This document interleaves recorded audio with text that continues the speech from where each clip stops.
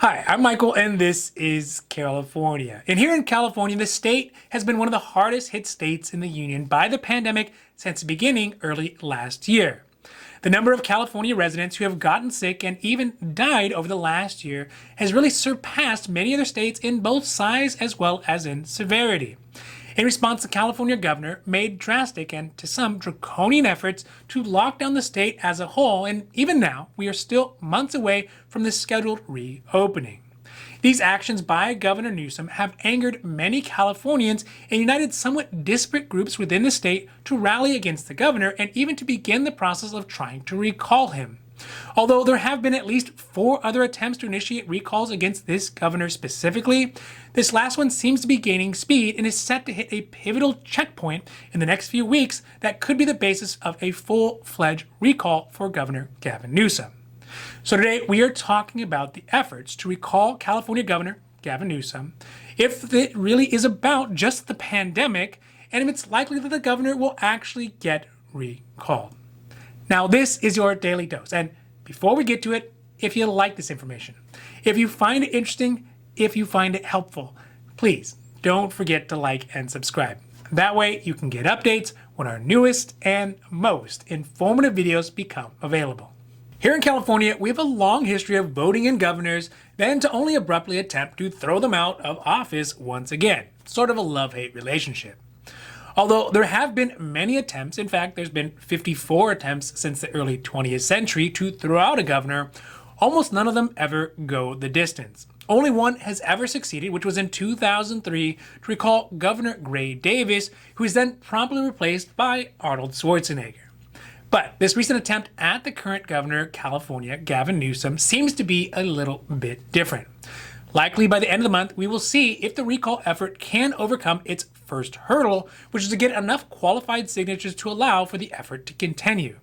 This is because in the state, in order to move from the disgruntled mob with torches and pitchforks stage into the real political movement stage, a recall effort needs to get at least 1,495,709 valid signatures collected to initiate the recall vote. This number represents 12% of the voters in the last election for this office. Additionally, the voters must come from at least 5 counties within the state and can't all just come from one single area. If there are enough signatures to trigger a vote, though, the recall election will happen later this year, likely in the fall.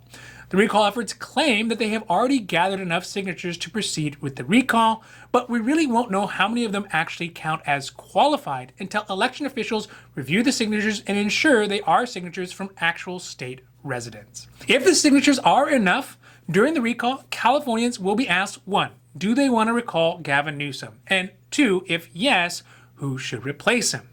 Now, one strange quirk in this whole process is that there is not a limit to the number of people who can actually stand to replace the governor. Additionally, they do not need to get a majority of the vote to be put into office under the recall rules. They just need to get the most votes. So under recall rules, the replacement governor could really be anybody from Caitlyn Jenner to Dr. Drew or maybe even Arnold Schwarzenegger once again.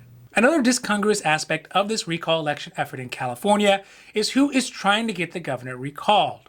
Of course, there is the usual suspects, the small but active far-right Republican groups in the state, and yes, there are still Republicans left in California, the anti-maskers, tax advocates, anti-immigrant folks, people who feel oppressed by the governor's lockdowns, and people who are just suspicious of any governor who has really great hair.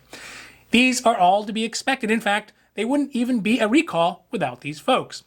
But this recall effort also includes people who formerly supported Gavin Newsom, people who voted Democrat consistently over the last few elections, but are tired of being stuck at home, who see other states opening up faster and loosening up restrictions on businesses. Additionally, there are tens of thousands of business owners whose businesses have all but gone out of business or may have even gone bankrupt, who've had their livelihoods taken away from them for an unnecessarily long period of time, who again would have normally voted Democrat otherwise, but this time are voting for the recall. All these folks are uniting against the governor, especially as he's made some pretty serious hypocritical gaffes during the height of the pandemic, like going to fancy parties without wearing a mask, not following his own restriction guidelines about gatherings, and only recently lifting up the restriction gas pedal as the recall effort has gained momentum. But is this recall effort really just about the pandemic? So no, I don't think this recall is just about the pandemic, any more than the Titanic was a movie about just a boat. There's far more to this recall effort than Newsom's handling of the pandemic. For one thing, it's about the continuing problems the state has had, mainly because of political, not because of economic reasons. Things like homelessness, which is rampant across the state, housing, which is increasingly unaffordable, inequality and the divide between the poor and the rich, the continual push by the state government to move the state farther and farther to the left, and economic and demographic changes that are happening in the state. A perfect example of all this is the exodus of people who left the state over the last year. It cannot be denied that the pandemic has had an effect on the squeaky clean image that the governor has tried to keep. But the pandemic is just the iceberg that by chance struck the ship that has allowed all of the Newsom naysayers to come pouring into the unsinkable state that is California. Furthermore, it's exacerbated all the persistent design flaws that the status quo has maintained within the state.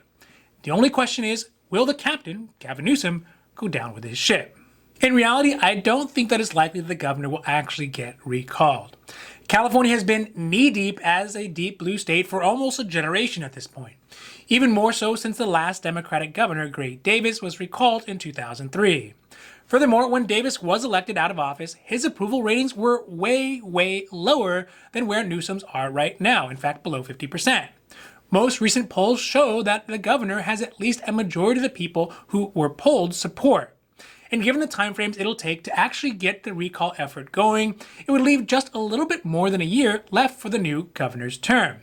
So even if some random person did take his place and actually got elected under the much more lax election rules of the recall, in a year, they would face a legitimate election and still be trying to play catch-up from this recall. I think it's a much better idea to let the governor run out his term, allow anybody who wants to throw their hat into the ring to put together a well-thought-out, well-funded, and well-articulated campaign and have ample time to present their alternative vision of the state in the usual election format.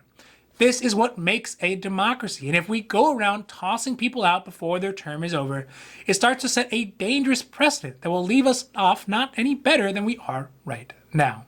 Now, this has been your Daily Dose, and I hope that you found it interesting or helpful or at least useful. And if you did, please don't forget to like and subscribe. That way you can get updates when our newest and most informative videos become available. So that's it for me, and for California, I'm Michael, wishing you a happy, healthy day.